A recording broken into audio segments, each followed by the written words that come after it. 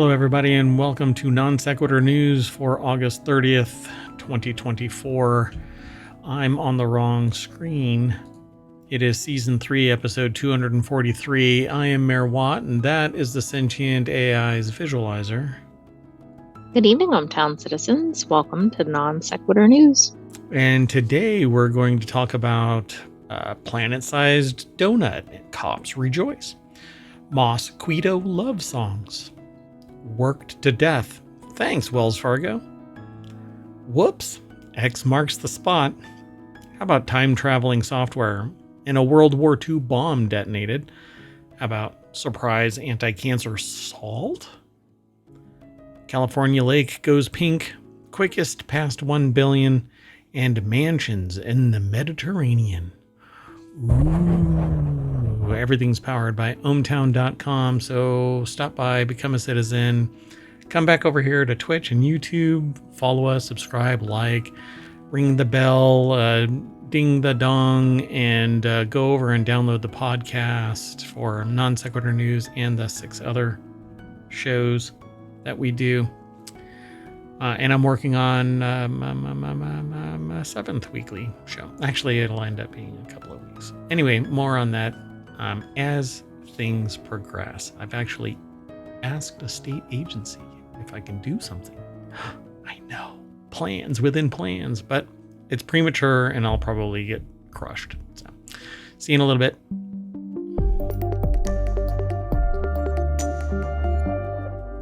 Don't say anything, Mayor Watt, until it's locked in. Then you get your hopes up and you tell people, and then people go, hey, whatever happened to that? And I go, reality. But I like being transparent, tell people about what's going on and how it's going on. But in the meantime, if you want to get the show notes and you're over on Twitch, you can hit !NSN. If you want all of the show notes, syntax, like the commands. To get all the other show notes from the other shows, you type in !show notes. And if you want to get the podcast links, you hit !pod. Go check it out. Everything, by the way, our biggest sponsor. Do you know who the biggest sponsor is for this show? I'm going to guess ohmtown. Yeah, you're right. Wow. Sentient AI from the future saw the future. Sometimes I don't know why. I'm just going to sit here. We don't need to talk about anything. Well, that'll be a short show. Yeah, really. Show's over. See ya. Let's get into it. First article is over in Non Sequitur News. Scientists discover a hidden donut in Earth's core. Police dig. That's a funny joke. Oh. Never mind. Why do I try? I was like, what did the police have to do with the science? It's the donut. Never mind. This is the donut. I know someone. I know a police officer that early in their career said, as they were a newly minted officer, I found the ultimate donut shop. It was just too funny. Anyway, a new region in Earth's core could help scientists understand our magnetic field, the shield that protects life on the surface. I'm sorry, I get carried away. Sometimes I just have an urge to just go full ASMR. Oh yeah. I'm sorry. Okay, well anyway, the article's over at newsweek.com and Tom Howarth put the article together. Yeah, located thousands of kilometers beneath the Earth's surface, an officer has No, I'll stop cracking the jokes. Yeah, I know, everybody's fine. Whatever. What kind of donut was it? Did it have sprinkles? It's got to be sprinkles, a little spicy, so it's probably chocolate covered, but it has like pepper flakes in it just to give it a pizzazz. Okay. And based on the other article about salt and some cancer cure, I guess, not cancer cure, but benefits from salt, has a little bit of pink salt Oh, Himalayan pink salt or whatever. Yeah, from the Himalayan salt trees. Last time I joked about that, there was an actual Himalayan tree that we joked about. Ha ha, said Mayor Watt, and then ha ha, said citizens of Ohmtown. So, yeah, the donut's composition could enhance our understanding of the Earth's magnetic field, the shield wrapped around us that protects life on the surface from damaging solar winds and radiation, a la Mars.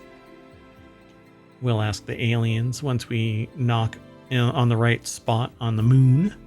Well, I mean, if it was on Mars, I mean, the rover's going into some new territories. It might be pretty soon.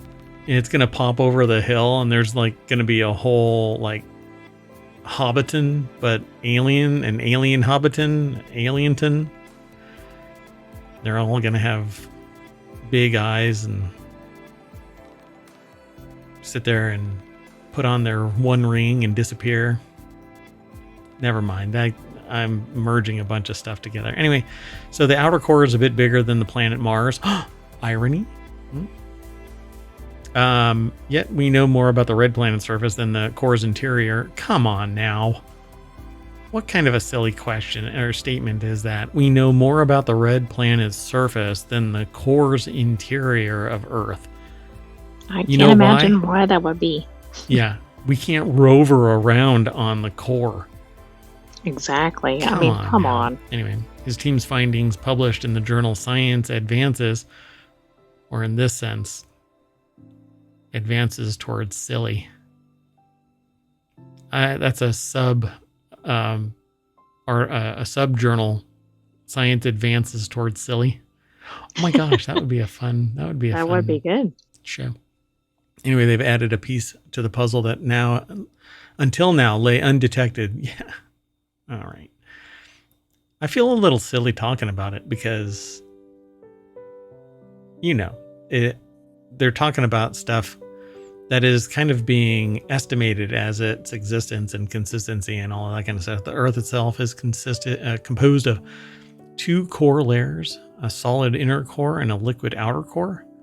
That's the core itself, probably.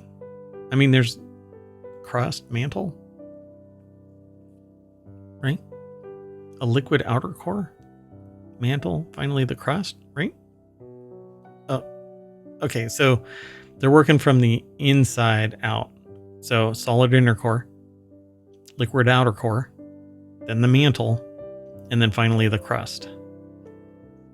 But how are they really able to do some of this? Seismic activity. Yeah.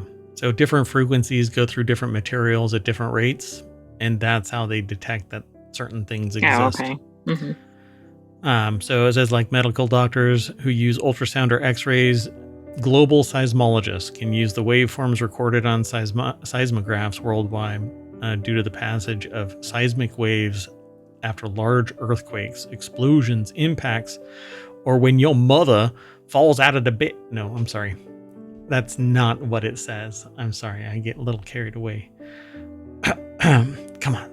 Straighten up, Mayor Watt. You're going to get unelected. Uh-oh. Citizens rise up. I know. Anyway, impacts another natural phenomena, which I suppose could be like your mother falling out of the bed. Never mind.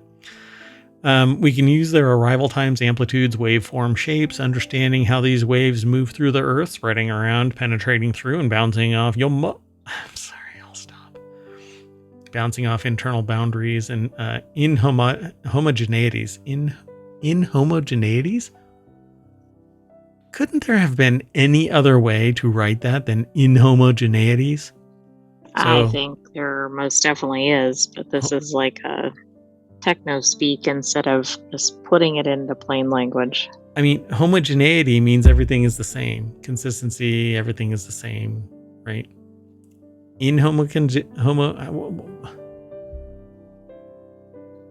Couldn't they?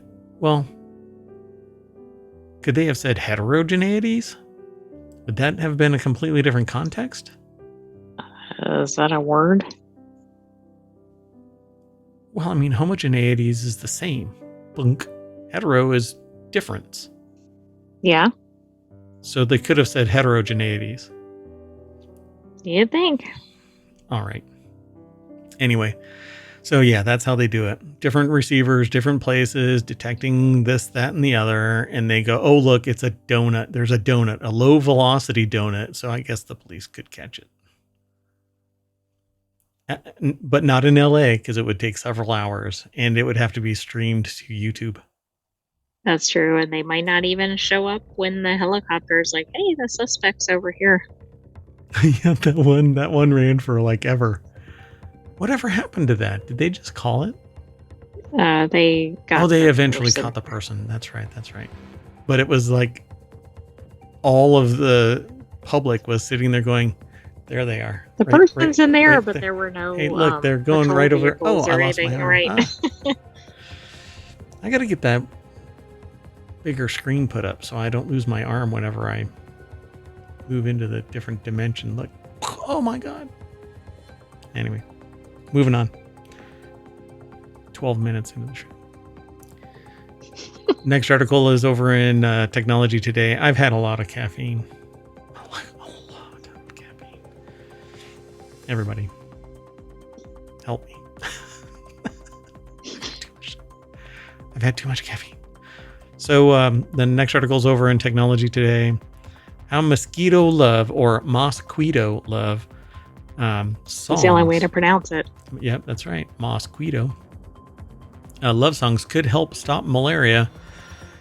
What they need to do is take a bunch of Taylor Swift songs and play them and figure out what the names are for all of the trillions of mosquitoes out there so that you can name them in the songs. And then everybody's like, oh, I'm a bad mosquito. There you go. Yeah. So researchers have discovered that male Anopheles, Kaluzi mosquitoes, significant carriers of malaria, are drawn to the sound of female wing beats. Triggering their vision in search of mates. What? Does that happen with Swifties? Their finding from the University of Washington could lead to new mosquito control strategies, such as traps that exploit this auditory and visual cues to reduce malaria transmission. Seriously, they're going to put speakers out there that are playing Taylor Swift. I was thinking it was going to be wing beats, but...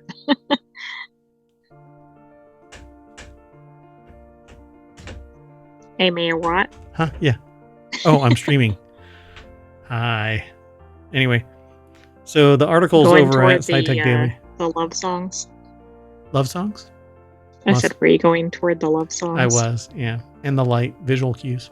Yeah. My poster of Taylor Swift is right over there. Just kidding. I don't listen to Taylor Swift.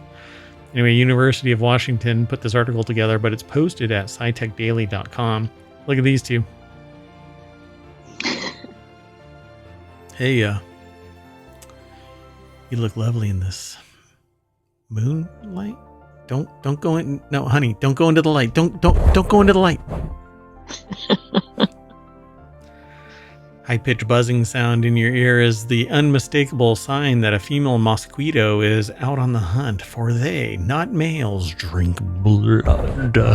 Wait, Dracula is a female? That's a twist. Mosquito? Weird. That is a twist. Jeepers creepers. Hearing that tone might make you turn to try to swat the pest, but for a male mosquito, that tone means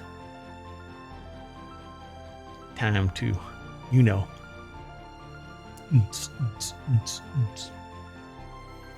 Anyway, an international team led by researchers at the University of Washington has uncovered surprising details about mosquito mating. You know all that buzzing? It's them sitting there going, stop staring, turn off the lights, go somewhere else. You got things to do over here. Stop, go away. In a paper published today, August 30th, thank you for putting that in there. in the journal Current Biology, which is really interesting because mosquitoes in a bug zapper, Current Biology. Oh, right. Wow, it's a little on the nose. The team revealed that when a male Anopheles, I don't know, Kaluzi mosquito hears the sound of female-specific wing beats, his vision becomes active. That's like a cat call from a human, right? It's the equivalent. I'm not sure mosquitoes. because that doesn't activate people. Oh, it activates people. Come on. When most people get a cat call, they don't sit there and they go, "Hey, how you doing? Thanks for hooting and hollering at me." No, they give them the Right. bird. It's a negative reaction, but that's what I'm saying. I don't think that's the same with the mosquitoes. Right, but my point really is that vision becomes active because they want to see who it is they should be throwing a brick at. Anyway, so vision activation in mosquitoes, that's the key ingredient here. Major spreader of malaria in Africa is no exception. It has relatively poor vision, but apparently when it hears a female, its vision becomes 20/20. Its eyes activate and he becomes visually immediate vicinity potential mate. Hey, I see something. Wait, stop. Hear that? No, I do not hear mosquitoes buzzing. Do you? Hey.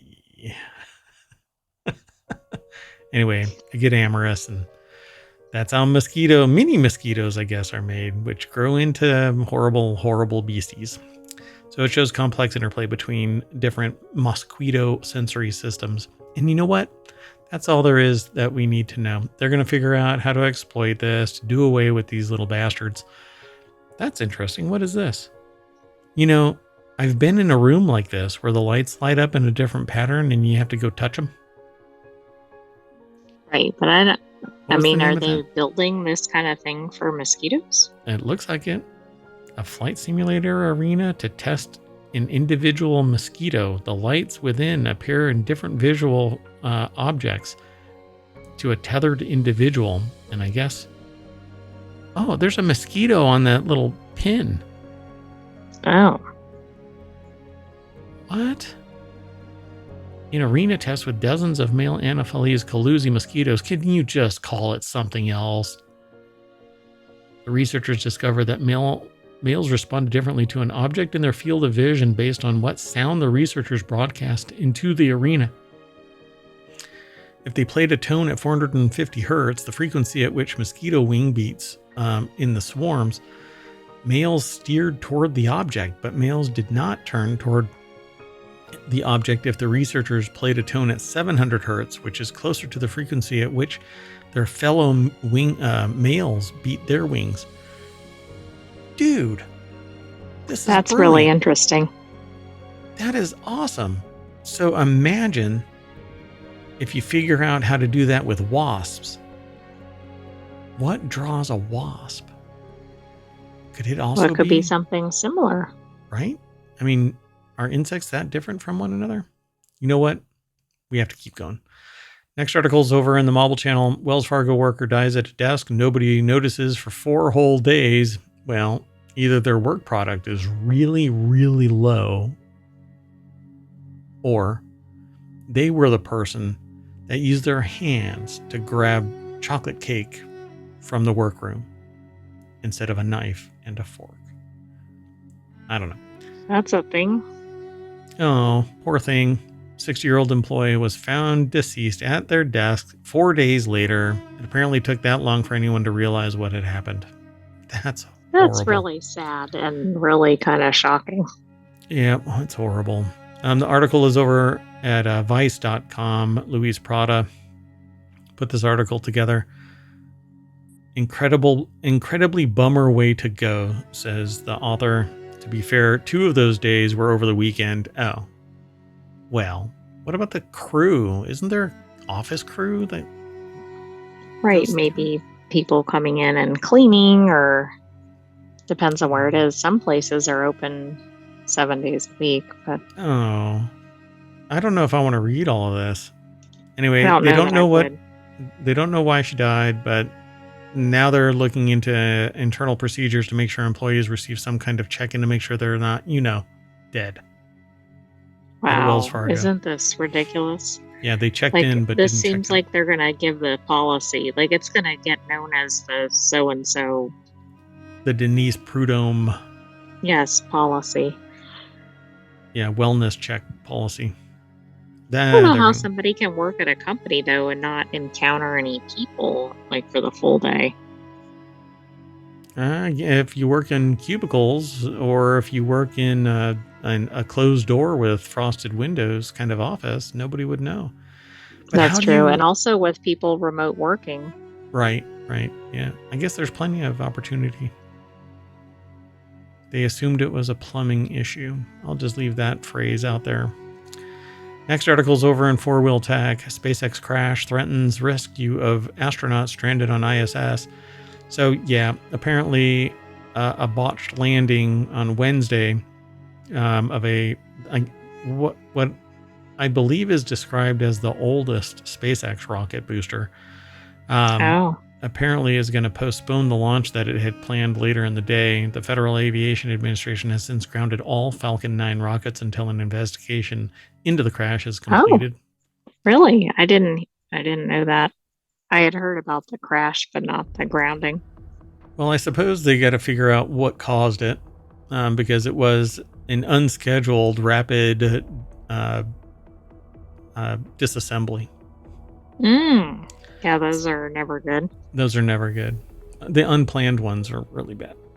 So Colin Woodard put the article together over at jalopnik.com. Futurism By the way, is the when one you say rapid disassembly, it makes me think of Transformers or something. Autobots roll out and rapidly disassemble. They crash into each other and fall to pieces. That is actually something that I really want to do. I want to make Lego cars where they're not like bonded together with crackle. And drive them around like they're bigger cars, right? But you drive around and it's kind of like destruction derby, and you can clip people, but maybe your car could get damaged in the process. But it's destruction derby. The last car standing wins the prize, and I want to stream it. But it's all Lego cars. That would be really fun. You have a certain number of bricks, a certain number value of weight. You have to use, everything is in compliance. Then the winner is basically examined. And if there is anything amiss, right, like they're modifying a little pip or something like that on the car, they're disqualified. Cheaters, you bastards. Anyway, has nothing to do with the article at hand, but non sequitur news. So that throws a wrench into SpaceX's plan to conduct the first private spacewalk, but it could also delay the planned February mission to rescue the 2 astronauts stranded on the ISS. These guys, they just have nothing going for them. I feel bad for these astronauts. I mean, they just and then they keep getting their hopes up, probably like, oh, we're going home. No, we're going home in 2025, 6? Exactly. Gate 18, gate 24, gate 30. Mm-hmm. In response to the news, Jason Isaacman, the billionaire in charge of the Polaris Dawn mission, tweeted, "We're just focused on recovery weather at this point. I think that this is still gate to our launch. I think that is still gate to our launch." What does that mean? AI? I don't know. So it says we it can't doesn't really dispute it, right? Yeah. Here, let's argue about this for 20 minutes. I have no idea. That's okay. We'll move on. So it doesn't sound like he's too concerned about the delay. And then it says, but then again, would Elon Musk allow anyone at one of his companies to ever sound concerned about anything? Look, it's not their money. It's not their money. It's taxpayer dollars. Again and again and again. It's taxpayer. When he sits there and is cavalier about hundreds of millions of dollars blowing up, it's not his freaking money. It's taxpayers. You know? That's true. He's a billionaire. If he wants skin in the game, then yeet the grant money, pull the funding and use it for some other public good. You know, not somebody that's sitting there bashing on the very government that is funding and saved both Tesla and SpaceX. For crying out loud. Anyway, if the investigation drags on, though, it could be an issue not just for Polaris Dawn, but for the 2 astronauts who are currently stuck on the ISS after Boeing shit the bed with the Starliner rocket. A better phrase could not have been said, because that is my phrasing. Yeah, I say wet the bed, though. I mean, I because I'm trying to be very cognizant that there might be a young group of people that have gone out of their way to watch the show, you know, on a Friday night, as the youth does. Anyway. So there's a quote here. SpaceX said in a statement, the loss of B1062 is a poignant reminder of the challenges involved with spaceflight and the pioneering nature of SpaceX's missions as the company continues to push the boundaries of rocket reusability. Every setback provides valuable insights that drive further innovation. And I guarantee you that the Muskite did not utter that sentence as a cogent statement at any time.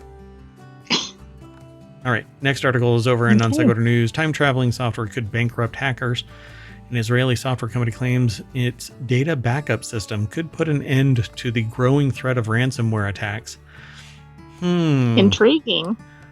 Interesting. Who else for the last 10 years has been promoting a data backup system that could save enterprise? I can't imagine. I don't know. No, Maybe I don't know. Mayor Watt. No. Obviously, this company, Hugh Cameron over at Newsweek.com, put this article together in an interview with the National Security News. Ioneer's Chief Executive Officer Jacob Cherian. We might have to look at that National Security News. I'm not sure if that's already. Yeah, I can't remember if that's in there, but I'll check that. So, spoke about the company's unique way of thwarting ransomware attacks. Yeah, let me just go out on a limb here and predict for a moment, because I haven't read this article, and like all of our shows, we don't read the news before. We typically have some experience, though. Incremental backups, similar to Apple's time machine process, allows you to go through it over time and find the viable file. Anyway. I mean, that sounds relatively easy. That's been around for something like 35 years. Anyway, so it's a unique way. It provides the new standard of data services and data management for hybrid and multi-cloud world. It allows you to go back in time and retrieve data held hostage by hackers. I mean, this really sounds like Reality Hacker. Yep. Dun, dun, dun. Oh, maybe we can talk about that in the show for Reality Hacker. That's tomorrow, though. That's on Saturday. So significant damage has already been caused by such methods, including the 2021 Colonial Pipeline attack, which targeted America's largest pipeline system for refined oil products. A bunch of other of these ransomware attacks have taken place over the years, including NPD. Well, no, it wasn't NPD that was ransomware, but the CDK, the car company software dealership. Yeah, software. The one that affected the dealerships. Yeah. So if they basically had time machine type apparatus in place, they would be able to go back in time pre the attack and recover from that point forward. This reminds me of Tenet or something. I don't know. Yeah, really. Yeah, for sure. You just go back in time until the point where you need it to diverge, and then you change future history. Right. And I guess it could be any time travel movie, but that one came to mind. Yeah, for sure. According to Ioneer's website, this unique capability, again, any data that's stored with us, and so now your data is on somebody else's machine. You can go back in time and get that data back the way that it was the second before.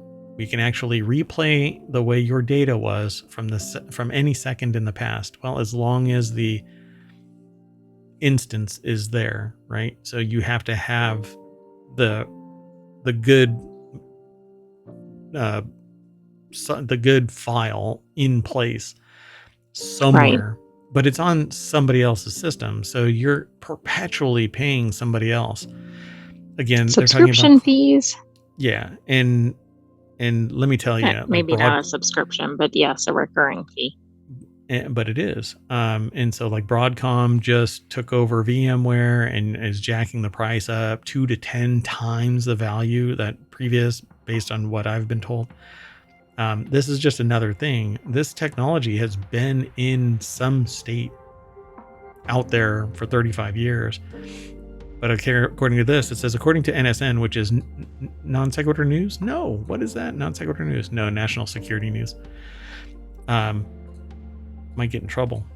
Anyway, Ioneer has secured a U.S. patent for this digital technology and is now concentrating on expanding its operations.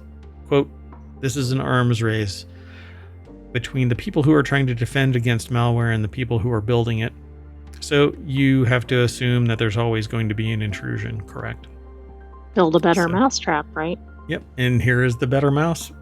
You know, you're gonna get a better mouse again and again and again. Somebody's gonna figure out a way. Now, the operational status of this becomes a problem in that how far back is the intrusion? How long is the archive been contaminated? Because long-term intrusions can persist. That's literally the name for it is persistent threat. So they are there forever. And you can go all the way back and you'll lose, $10 million, $20 million, depending on how far back you have to go. True, but I guess that's less pricey than losing everything. Yeah, well, there's other better ways, I think, but that's okay. Let's see what we can do here. Next article is over in Non Sequitur News. Czech explosive expert safely detonate a rare World War II bomb at a major chemical plant. So, okay, if you're a World War II bomb, where do you want to be that's most stable? Probably not a chemical plant. Buried in a chemical plant. Why not? It's safe there, right? All those chemicals. Probably everything is explosive around it. Well, if you're going to live your dream and you happen to be a World War II bomb, you probably are seeking detonation, right? Well, that's probably true. Do you think that's what a bomb says, like when it's about to blow up? Does it sit there and go, wee, at the zero when all the clocks roll over? Yes, I think so. That's the future of AI-powered explosives. Oh, no. What was that movie with the AI? It's not AI. The one with the kid that's the weapon. Oh, my goodness. Oh, what is it called? I totally forgot about it. The Creator. Oh, The Creator, yeah. Because one of the bombs are, like, one of the explosive devices is like a bipedal bomb. And it's all, I'm ready to serve. And they tell it to run. And it starts running, la, la, la, la. And it's very chipper. It's like a robot, right? Yeah, it's all happy about it. Hey, I'm living my dream. Anyway, besides a few broken windows, the controlled explosion didn't immediately seem to cause any serious damage. But yeah, a bomb was found during construction work last week on August 21st away from a building. Experts decided not to transport the 250 kilogram bomb to a safer place. 550 pound bomb. They chose not to relocate it. So because it contained a chemical mechanism designed to delay the explosion, a rare discovery in the country. How did they know that it had that? How did they figure out what the hell it was? They cover I'm the glad bomb they with didn't try to transport it though, because that could have been really dangerous if it went off when not intended to. chemical switches is what it's called. But they covered the bomb with hundreds of sandbags before the explosion. That alone would seem like it's very dangerous. Exactly. You just move everybody away and plink it with a 22 from far away. They covered the bomb with hundreds of sandbags and then they blew it up. Police sealed off a 2-kilometer radius from the site of the explosion. The refinery, which was located on Czechoslovak territory, occupied by Nazi Germany during the war, was producing fuel for Nazi troops. It was repeatedly targeted by Britain's Royal Air Force. Well, look. One of them landed. Congratulations. And it finally did its job years and years and years later. Luckily, nobody was hurt. I mean, it's lucky nobody discovered it in another way. Yep. Somebody's sitting there going, this is an odd-shaped rock. Tink, tink, tink, tink. Oh, like those people that are on YouTube that are like cut geodes? This is the oddest geode. Right. Exactly. Let's keep going. Next article's over in Technology Today. Surprise discovery. Scientists discover new anti-cancer potential of salt. I mean, this is kind of a surprise. I was having a conversation with somebody and they were like, well, salt, like I've always known that salt isn't really bad. Like anything in extreme consumption is bad, but salt just isn't. And you actually need it for your cell's health. You actually need it for osmosis. But we were talking to somebody about wine, and 5 years ago they were saying that wine had health benefits. Oh, it was somebody that was streaming a show about distilled spirits and how alcohol is bad for you, and that the health agencies basically say that zero amount of alcohol is good for you, like none. If you have any, it shortens your life. But 5 years ago, for the previous 5 years to that, essentially, if you had a glass of red wine a day, it was supposed to be good because it gave you antioxidants. I think we're speaking more about 10 years ago at this point. But at one point, it was seen as good. And now they're like, hell no, no alcohol. The only way you can be healthy from alcohol is to not have any alcohol. So is this going to be a repeat of that? You know, we stand on the shoulders of giants and we only know what the science says, but... Right. I mean, is this going to be one of these, like, people start going overboard, right, and eating lots of salt, and then maybe not only does it not have these benefits, but it also creates other problems. Yeah, exactly. So Christina Zelinsky and her team have discovered that sodium chloride can enhance the activity of specific immune cells in combating cancer. Sodium chloride, commonly known as table salt, was once a highly prized commodity. Today, it's both affordable and essential in the kitchen. Unsurprisingly, salt has also made its way into everyday language. You're being salty. By the way, not all salts are alike. So That's true. They don't have the same minerals in them. Yep. And we being the United States, only allow, if I recall correctly, no. I think we've lightened our requirement. Are you thinking about the iodized or whatever? Yeah, so you can get non-iodized salt here in the States, but there's a country that actually makes it old school style, but they don't allow it to be sold or distributed because people were using non-iodized salt and it was harming them because they weren't getting iodine in any other place. So they started importing iodized salt. But this place that makes these like salt pods, that it's more natural salt than any salt you get anywhere else because we process it so much as an industrialized nation. And so, yeah, I guess it could be good. But anyway, Leibniz Institute for Natural Product Research and Infection Biology, Hans Knoll Institute, put this article together. It's over at scitechdaily.com. We actually talked about I believe we talked about that salt manufacturing process here several times over the last 2.5 years. Well, go. Did you find something? No, I just, this is a really unexpected one. I mean, it's not uncommon to see normal or everyday substances suddenly determined to have unique health properties, but salt is not expected here. Yep. Apparently, the phrase rubbing salt into your wound may soon take on a positive meaning, particularly in the context of cancer therapy. I would suspect that it would cause like an osmotic reaction. So in the past, cancer was usually a death sentence, but research has made considerable progress in the recent decades and has significantly increased the survival time with high quality of life certain types. Recently, adoptive T-cell therapy in particular has developed into an effective treatment tool. Here, certain of the body's own white cells, T cells, are modified in such a way that they can specifically recognize and fight tumor cells. The effectiveness of this method is influenced by the metabolic activity of the T cells, which is usually suppressed in the immunosuppressive environment of a tumor. This is like oncology, cancer research 101.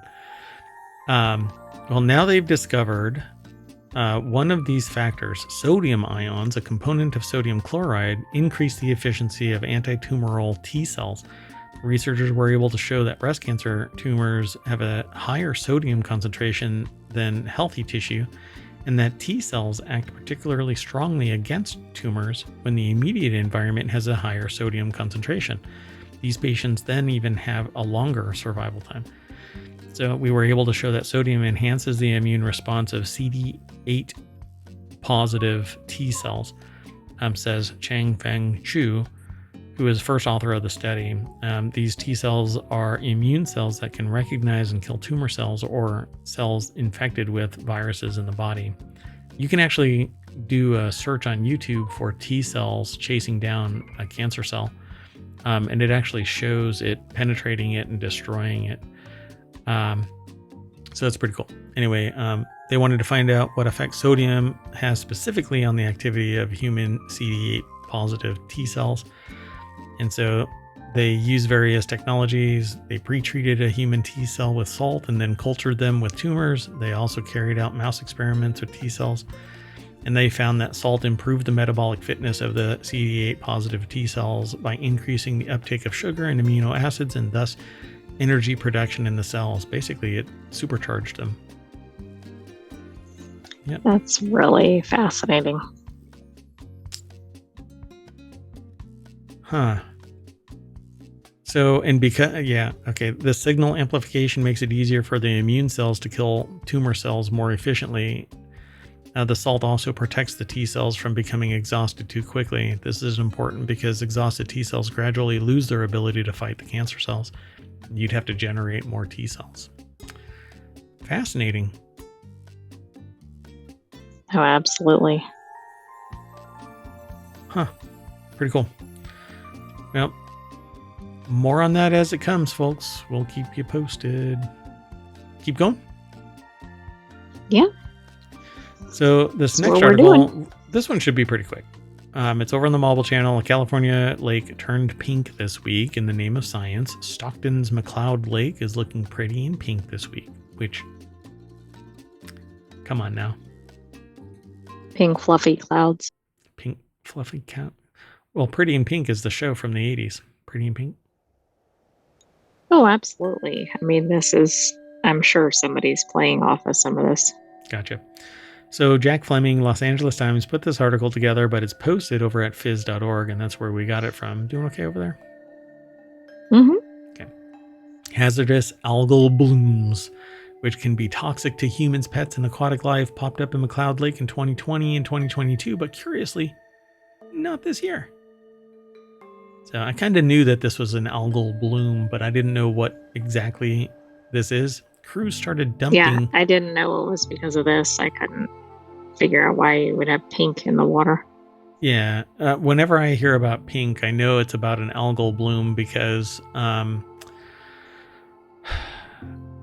periodically these blooms take place and it turns the water either red or pink or some weird color or green or blue. But crews started dumping rhodamine dye into the water Monday and will complete the study on Friday, according to a news release. The dye is temporary and harmless to humans, but it definitely is visible. KCRA3 video showed the blue-green water turning a stark shade of purplish pink as crews use long poles to distribute the dye evenly at different depths. The blue-green algae known as cyanobacteria, which is... well... okay. Oh, right. It's in the name. Sorry, I wish you could see what I see. Anyway, is a natural part of the ecosystem, but rapidly grow under certain conditions, including warm temperatures and calm water. When the algal blooms so quickly, it can produce toxins leading to loss of appetite, vomiting, and even jaundice and hepatitis for swimmers. So yeah, don't dive into water that is not expected to be the color that you expect it to be. Yeah, even if it's pink. But if it's fluorescent green, really avoid it. Yep. Even if it's pink, if it's red, if it's any other color than, clear blue or, a natural blue color, I would worry about it. Anyway, that's all there is to it. They don't even have a freaking picture of it. I mean, come on. I'm disappointed. I'm not angry like their parents. Anyway, the next article is over in the Warcrafter channel, fastest movies to make $1 billion. I was going to get up on my high horse and, my soapbox, as it were, and argue about what this is and blah, blah, blah. Because this might not actually be more views. Right.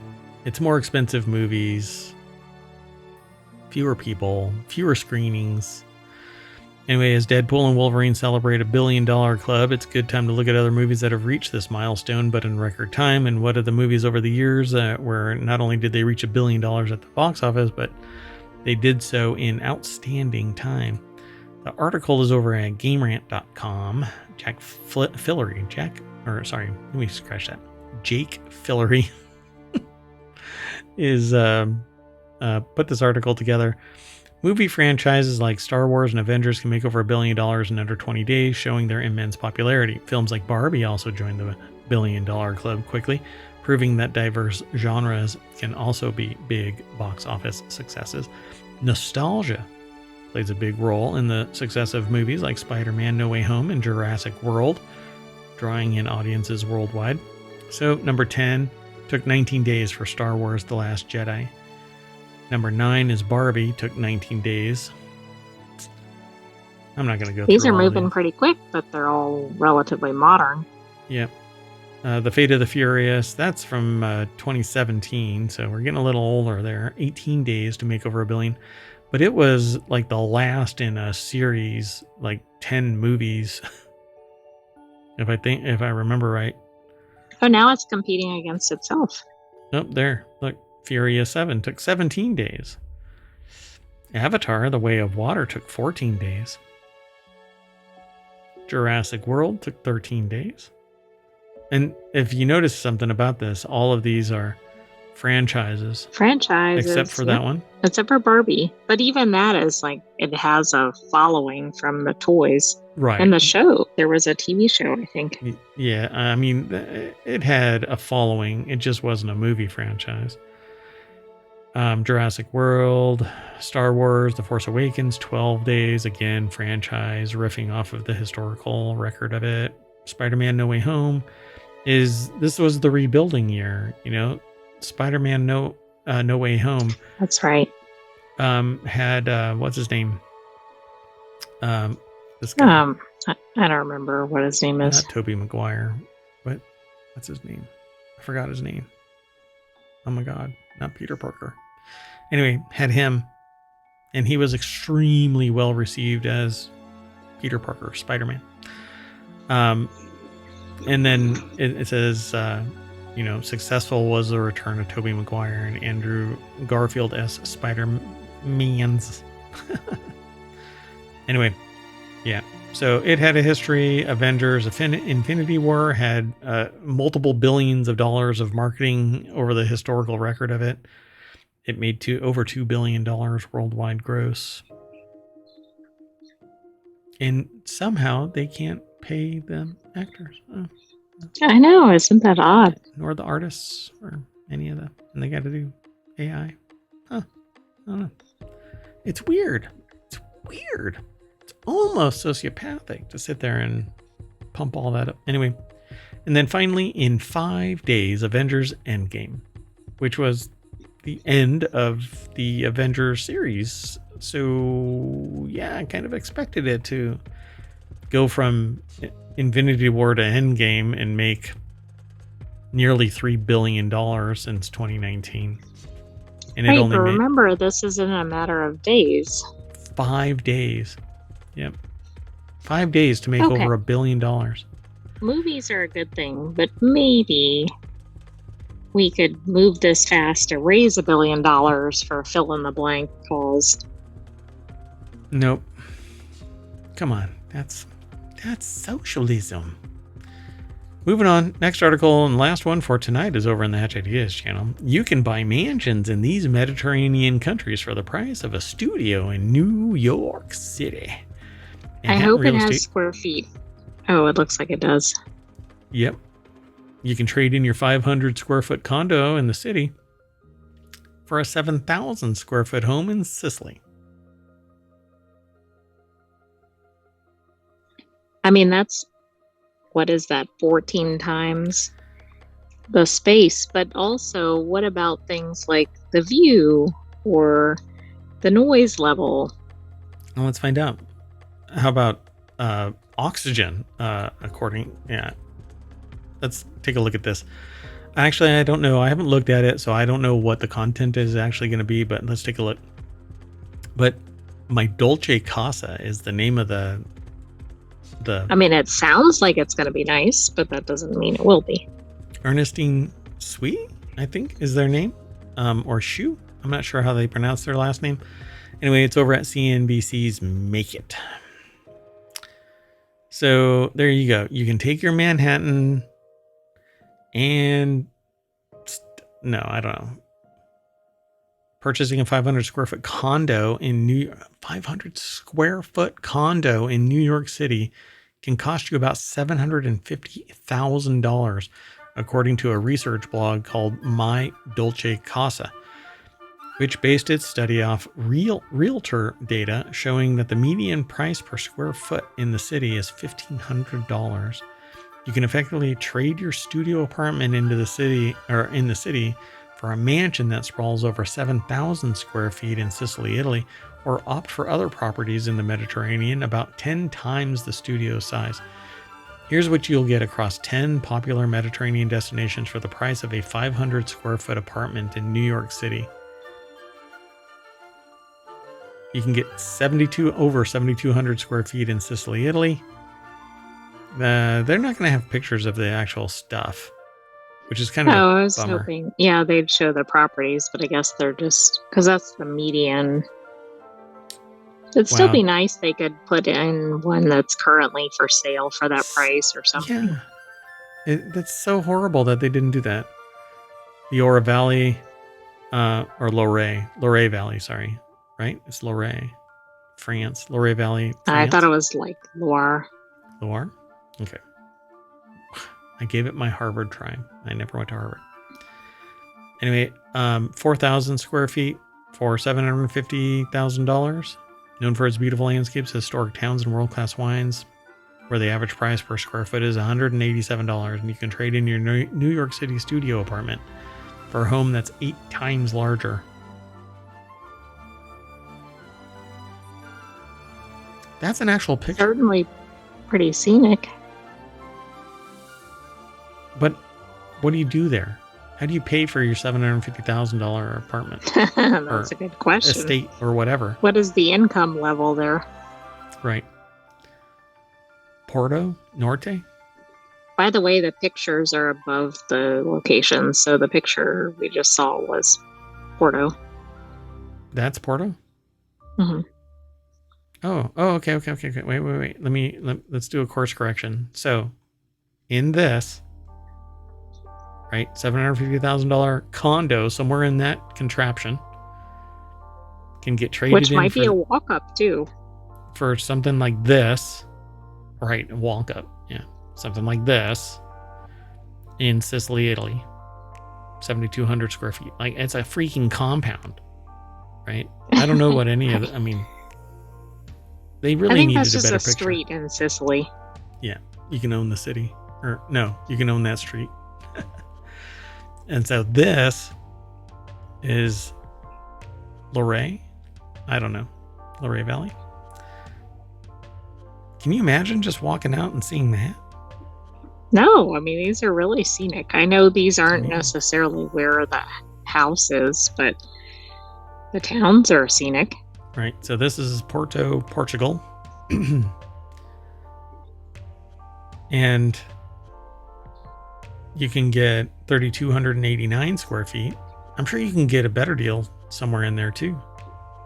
True. And Portugal is really well known for low cost of living. Of course, that probably means low income, I would suspect. But and there's got to be income disparity, but depending on, where you are. Oh, God. Tuscany. But again, what do you do for a living? I don't know. I don't either. 3,200 square feet. Tuscany, Italy, most popular destination among tourists. Well, you don't want to be a tourist, by the way. You really don't want to come across as a tourist. Not nowadays. People are really pissed off about tourism in all of these cities. Oh my gosh, Crete. This is Greece. You can get 3,500 square feet for $750,000 here. Wow. All these look pretty nice. Again, what do you do? Barcelona, Spain, Catalonia. You can get 3,000 square feet. I don't know. Looks a little hazy. Might have too much oxygen. Canary Islands, Spain, 2,800. Love that. Yeah, I like how colorful the buildings are. But this is like touristy, so I guess you can open up a shop and that's where your money's going to come from. But everybody's going to remember Canary Islands was really getting big into I think like gaming development and other things. We had done an article about that. Yep. Oh, sorry.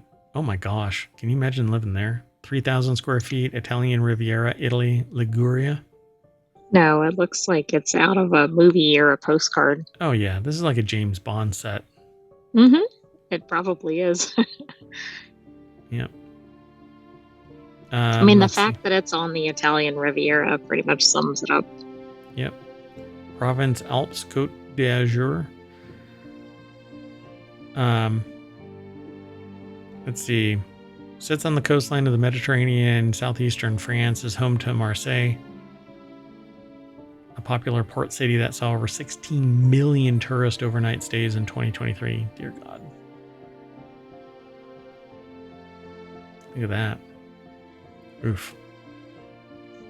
Yeah, we can't really describe this. You'll have to go and look at it in the video. And the architecture in all of these is really cool.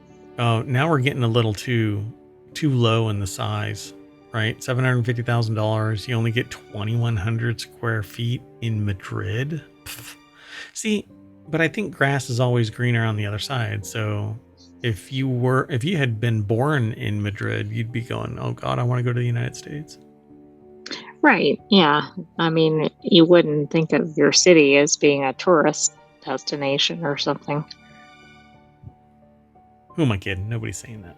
Okay. Anyway, so I almost lasted all the way to the end of the show.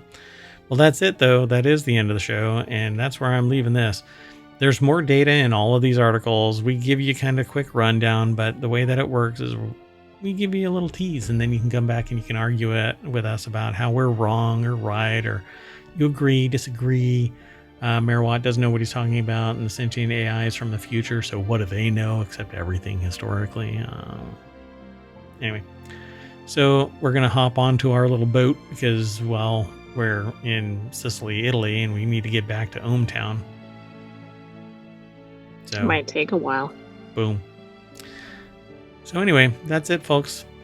I am Mayor Watt, and that's the Sentient AI's visualizer and their voice, where they're going to say bye. Good night, hometown citizens. Thanks for joining us for Non Sequitur News. Bye. See you tomorrow.